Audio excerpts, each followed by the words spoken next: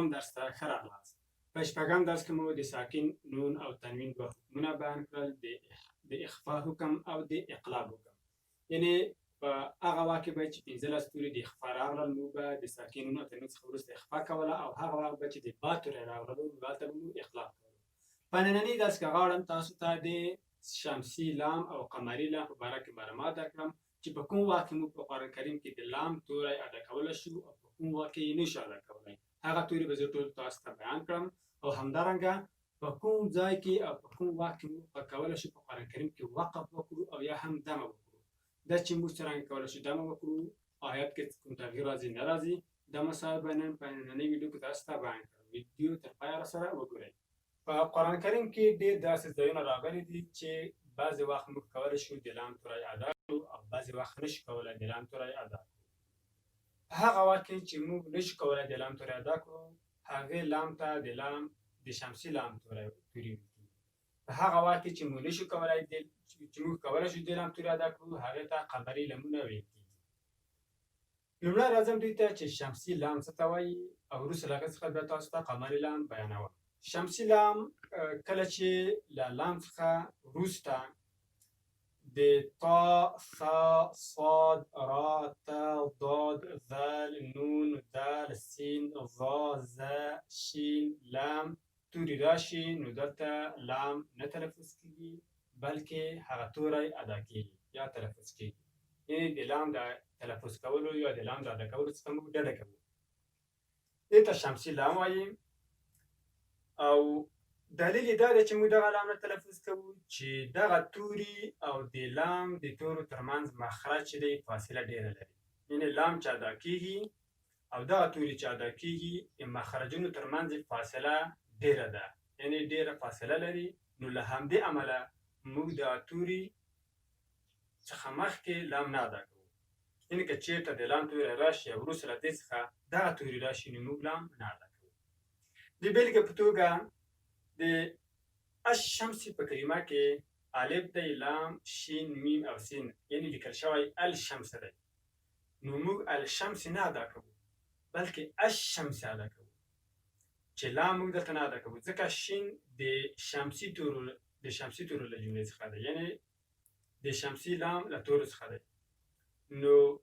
په حقیقت کې داسې وایو چې الشمس،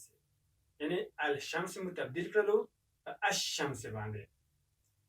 چې نور مثالونه یې دا دي. د بېلګې په توګه النار لیکل شوی النار دی، اما ادا کېږي النار ځکه نون د شمسي تورو له جملې څخه دی. یا هم د الثاقب په کلمه کې لیکل شوی الثاقب دی. نو موږ باید الثاقب ادا نه کړو چې په کوم ډول سره لیکل شوی الثاقب غلط راځي، بلکې الثاقب باید ووایو چې لام دلته نه ادا کېږي. یا هم الظالم کلمه،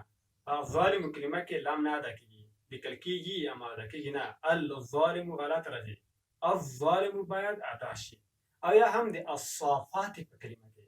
په الصافات کې لام نه ادا کېږي، لیکل کېږي الصافات غلط راځي، باید الصافات ادا نه شي،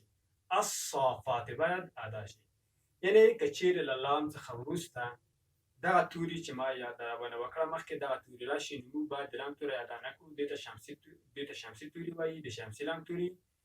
او دا په دغه خاطر موږ نه ادا کوو لام چې د لام د توري او د دغه تورو چې دلته ما یادونه وکړه د مخرجونو ترمنځ فاصله ډېره ده، نو له همدې امله یې موږ نه ادا کوو. اوس راځم قمري لام ته، چې قمري لام کوم لام ته ویل کېږي؟ قمري لام د شمسي لام برعکس دی، یعنې په قمري لام کې موږ د لام توری ادا کوو او په شمسي لام کې موږ د لام توری نه ادا کوو. قمري لام هم دغه توري لري چې دلته ما تاسو ته لیکلي دي: د حمزه توری، د با توری، د غین توری، د ح توری، د جیم توری، د کاف توری، د واو توری، د خا توری، د فا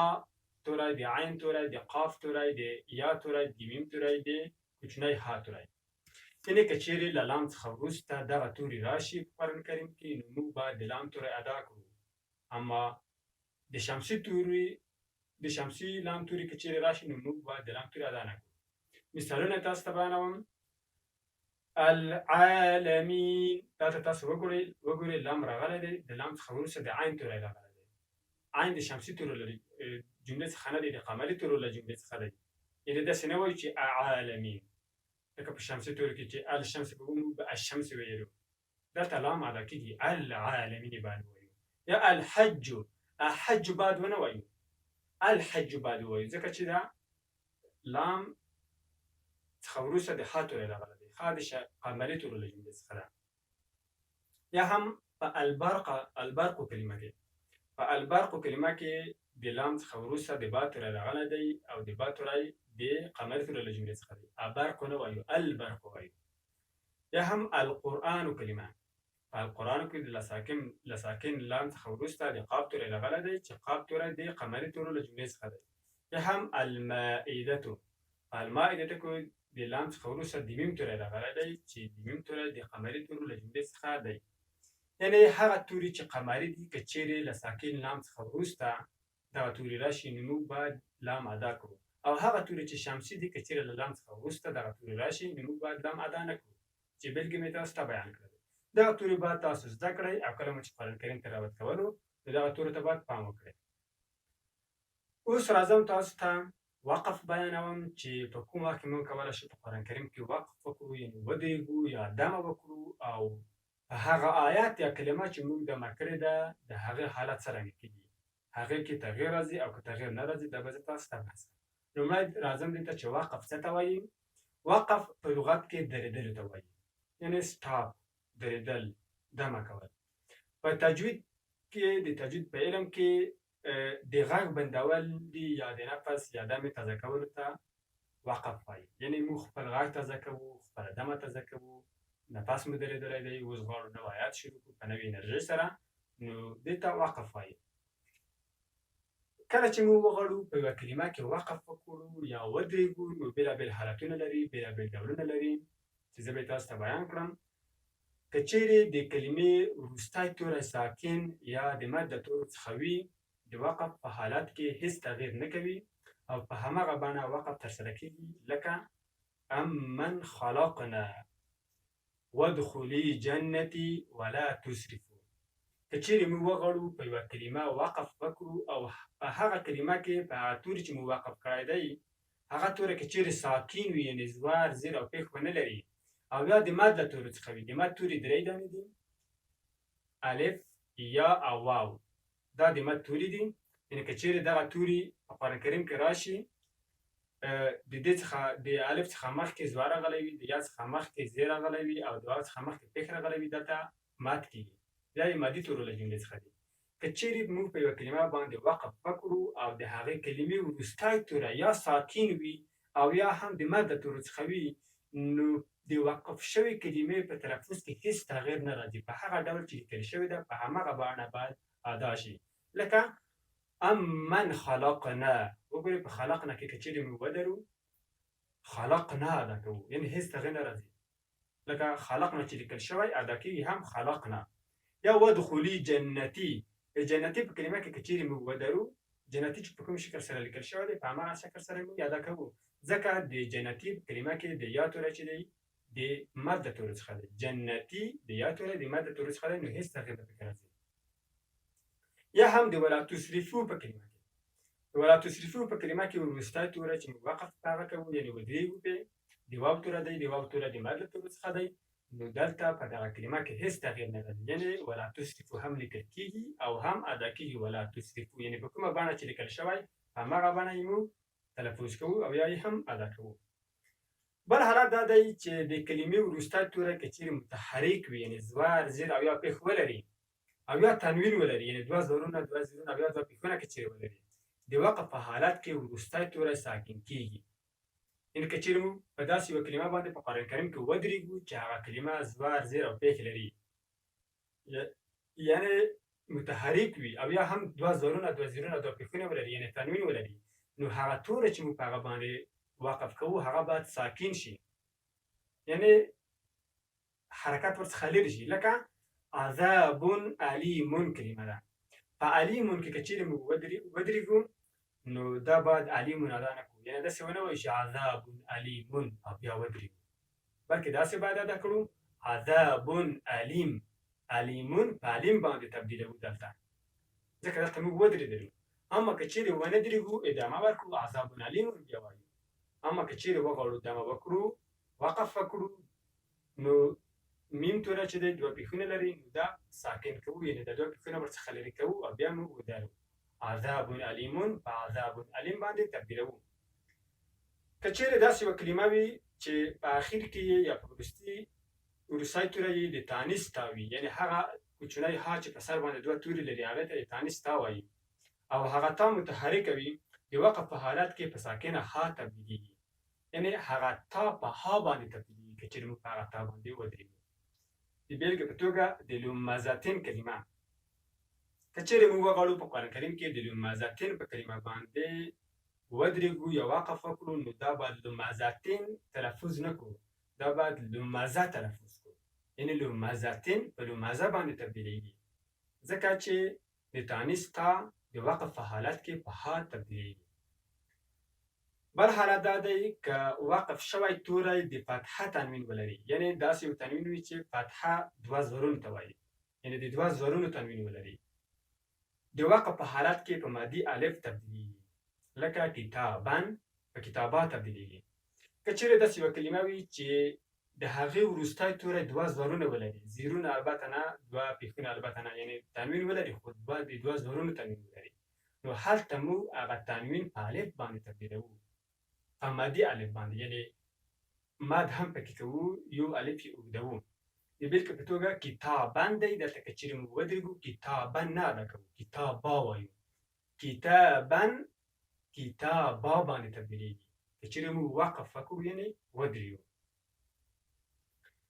دا و د وقف د ادا کولو د کلمو تغییر او نه تغییر راتلل چې تاسو ته مې بیان کړل. په قرآن کریم کې بعضې ځایونه دي چې هلته موږ کولی شو وقف وکړو او بعضې ځایونه دي چې هلته موږ نشو کولی وقف وکړو. هغه بېلابېلې نښانې لري چې په قرآن کریم کې هغه نښانې لیکل شوې هم وي چې زه به هغه تاسو ته بیان کړم. که چیرې په قرآن کریم کې د یوې کلمې په سر یا یې خاته یا یې په وروستیو کې د میم توری راشي دا د لازم وقف معنا ورکوي یعنې دلته په موږ باندې وقف لازم او حتمي دی یعنې موږ باید دلته حتما وقف وکړو یعنې ودرېږو یعنې که چیرې دلته موږ وقف ونه کړو نو ممکن د هغه آیت مفهوم یا معنا تغییر شي یعنې حتما باید موږ هلته وقف وکړو هغه ځای کې چې کوچنی میم راغلی وي. البته د اقلاب له میم سره باید توپیر وکړو. د اقلاب میم په هغه وخت کې لیکل کېږي چې له ساکن میم څخه یا له تنوین څخه وروسته د با توری راشي اما دا میم چې دی د لازم وقف معنا ورکوي چې دلته موږ باید ودرېږو یعنې وقف وکړو. که چیرې د تا توری راشي د تا توری د مطلق وقف معنا ورکوي یعنې باید وقف وکړو ځکه چې د بحث وړ موضوع چې کومه وه په آیت کې هغه ختمه شوې ده اوس به بله موضوع شروع کېږي هغه موضوع ختمه شوه بله موضوع شروع کېږي نو دلته وقف کول مطلق دی. که چیرې د جیم توری راشي هلته هم موږ کولی شو وقف وکړو دلته وقف جایز دی یعنې روا دی کولی شئ وقف وکړئ او د هغې څخه وروسته تاسو ادامه ورکړئ او یا هم کولی شئ وقف ونه کړئ او تېر شئ خو که وقف وکړئ غوره دی. د صاد توری دا د مرخص وقف معنا ورکوي یعنې تاسې دلته اجازه لرئ وقف وکړئ او دوهمزلي له یو بل مناسب ځای څخه قرار تاسې پیل کړئ.